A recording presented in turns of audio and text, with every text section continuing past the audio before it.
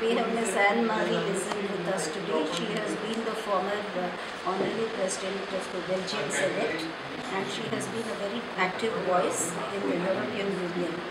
She has been working for the empowerment of women and girls, and she has been contributing to the the good governance of her country particularly, and also contributing to countering recession, so much so that we don't see in Belgium as much recession. And she has been working with Afghanistan. She has important stories to share. Hearty welcome to you, Ms. Lizin. Please share your experiences with us. Yes. So maybe the most important is empowerment of women, I think, because in Belgium from 20 years now, maybe more, I can say 30 years, we have made laws in the parliament for equality in the candidates for election, also for the social aspect of life, that they should receive the same amount of money than a man when they are alone, as head of the family, and all these social aspects have been done together. And we are now trying to have more and more women involved in companies, in board of companies, because we have discovered that in Belgium very few women were really members of boards. So that's part of our success, that we have now more women involved in the employees, federation, and in maybe also an impact on the fact that all women in Belgium, all girls, they want to work. They don't want to stay home. They want to work and to find a job. And so it's part of the success also for women, because it means they really want independence. And we have done that also at the European level with what we call in Europe directives. So it's directives to the government to push women in different areas of their life, and also in companies. And it's going well. So, was there no equality of wages for women? And what were the positions women normally held? Well, equality of wages was supposed to be a principle even in the first treaty for Europe, which is in 1958. So the article was good, but it was not really implemented. And we began to implement it in the 70s.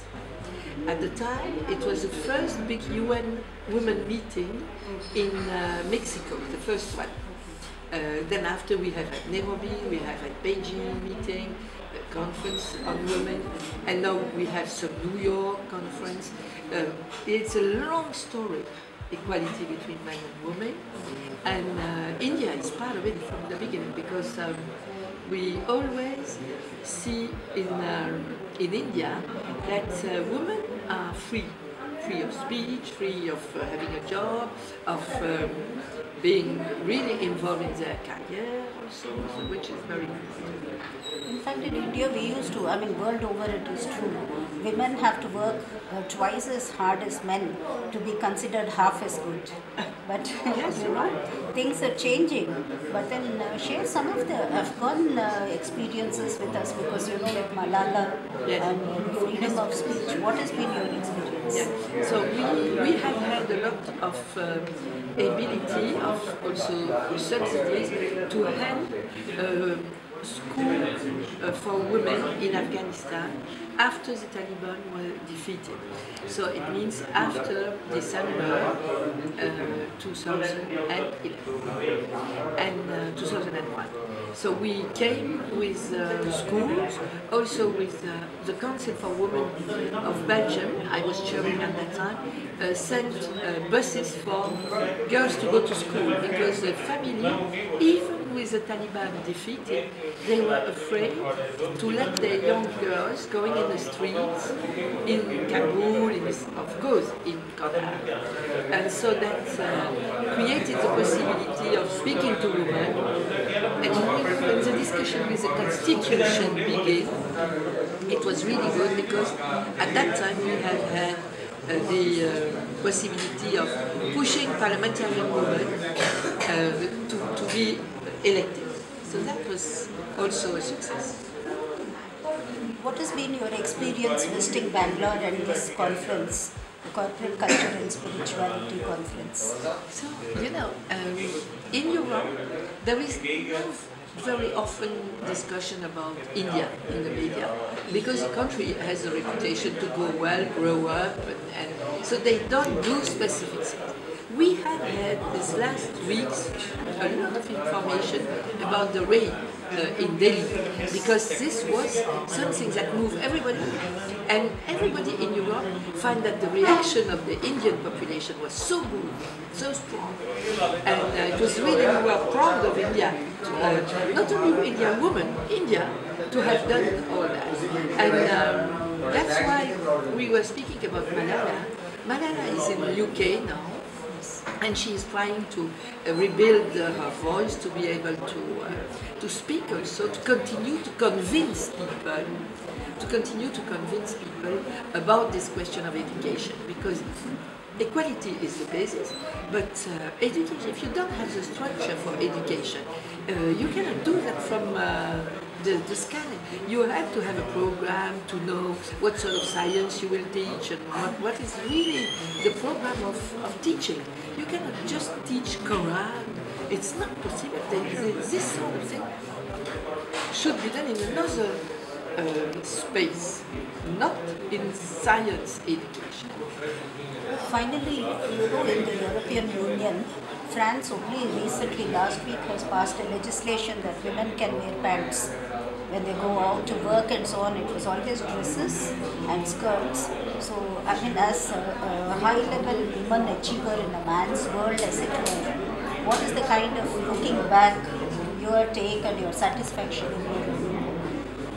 Well, I think it is all this sort. The first and the most important law that we succeed, and also we succeed in France, is to put out of the penal code. We succeeded in having violence against inside family, but also between man and woman, between husband and wife. We succeed in having it inside the penal code, and because before you were excused if you beat your wife. You have excuse in the criminal.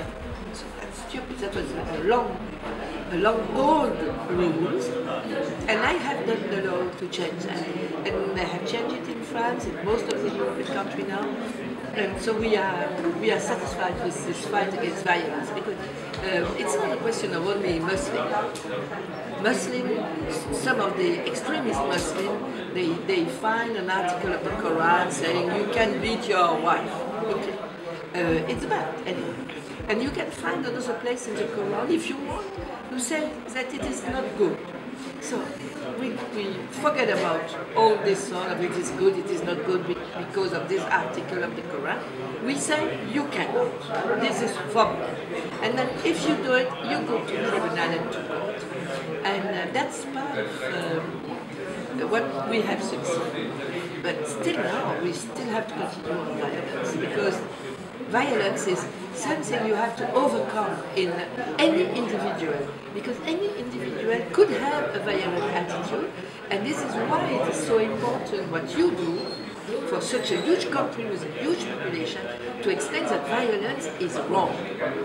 And it is a message that we receive here, and this is a real message for a society.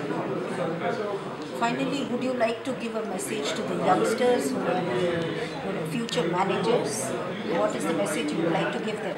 So you are really privileged to have this opportunity to learn here these principles, and to spend time to learn these principles, because it is really part of something that Europe has forgotten about. You do business for money. Here, no. You do business for money and you try to add something. And that's very good. Thank you, Ms. Lizin, for speaking with us. Wish you all the best in your trying to transform society by empowering women and changing male mindsets. You do a fantastic job. Thank you.